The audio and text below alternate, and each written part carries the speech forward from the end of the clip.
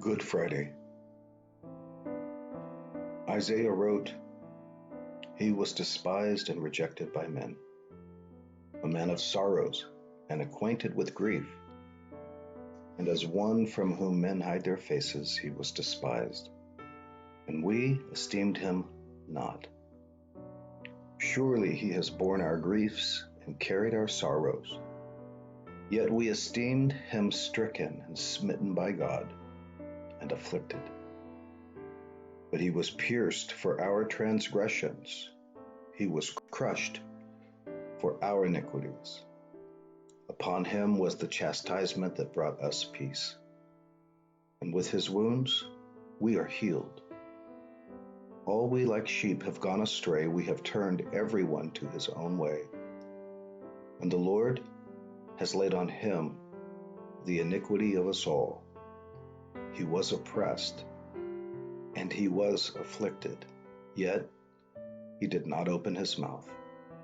Like a lamb that is led to the slaughter, like a sheep that before its shearers is silent, so he opened not his mouth." There is no devotional thought, no insight to be given on this passage we are to read this morning, beyond the mere reading, beyond what the Holy Spirit speaks to our hearts in listening to the story as told by Mark of the darkest day in human history. And may the Lord bless the reading of his word. Mark writes, "Very early in the morning, the leading priest, the elders, and the teachers of religious law, the entire high council, met to discuss their next step. They bound Jesus, led him away, and took him to Pilate, the Roman governor.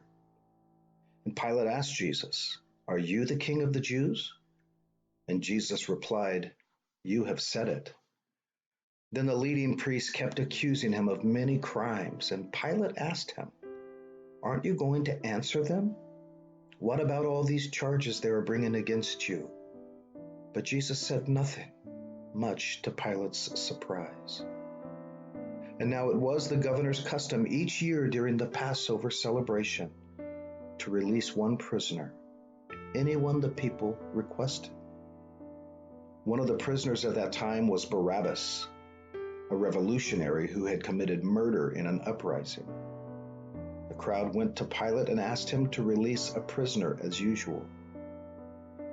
'Would you like me to release to you this King of the Jews?' Pilate asked.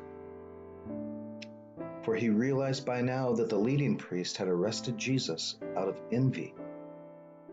But at this point, the leading priest stirred up the crowd to demand the release of Barabbas instead of Jesus.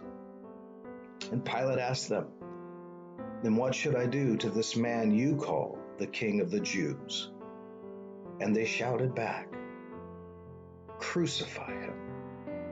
'Why?' Pilate demanded. 'What crime has he committed?' But the mob roared even louder, 'Crucify him!' So to pacify the crowd, Pilate released Barabbas to them. He ordered Jesus flogged with a lead-tipped whip, then turned him over to the Roman soldiers to be crucified. The soldiers took Jesus into the courtyard of the governor's headquarters, called the Praetorium, and called out the entire regiment. They dressed him in a purple robe, and they wove thorn branches into a crown and put it on his head. Then they saluted him and taunted, 'Hail, King of the Jews!' And they struck him on the head with a reed stick, spit on him, and dropped to their knees in mock worship. When they were finally tired of mocking him, they took off the purple robe and put his own clothes on him again. Then they led him away to be crucified. A passerby named Simon, who was from Cyrene, was coming in from the countryside just then. The soldiers forced him to carry Jesus' cross, and they brought Jesus to a place called Golgotha, which means place of the skull. They offered him wine drugged with myrrh, but he refused it. Then the soldiers nailed him to the cross. They delivered his clothes and threw dice to decide who would get each piece. It was 9 o'clock in the morning when they crucified him. A sign announced the charge against him. It read, "The King of the Jews." 2 revolutionaries were crucified with him, one on his right and one on his left. The people passing by shouted abuse, shaking their heads in mockery. "Ha! Look at you now," they yelled at him. "You said you were going to destroy the temple and rebuild it in 3 days. Well then, save yourself. Come down from the cross." The leading priests and teachers of religious law also mocked him.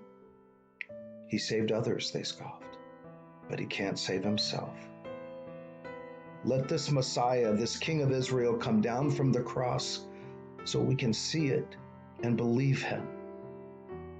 Even the men who were crucified with Jesus ridiculed him. At noon, darkness fell across the whole land until 3 o'clock. Then at 3 o'clock, Jesus called out with a loud voice, "Eloi, Eloi, lama sabachthani," which means, my God, why have you abandoned me?"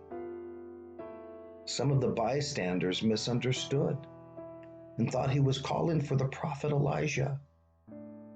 One of them ran and filled a sponge with sour wine, holding it up to him on a reed stick so that he could drink. "Wait," he said, "let's see whether Elijah comes to take him down." Then Jesus uttered another loud cry and breathed his last. And the curtain in the sanctuary of the temple was torn in two from top to bottom.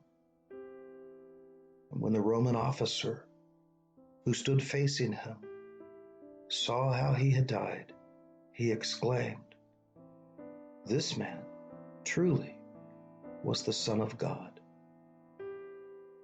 Some women were there, watching from a distance, including Mary Magdalene, and Mary, the mother of James the younger and of Joseph, and Salome. They had been followers of Jesus and had cared for him while he was in Galilee. Many other women who had come with him to Jerusalem were also there. This all happened on Friday, the day of preparation, before the Sabbath.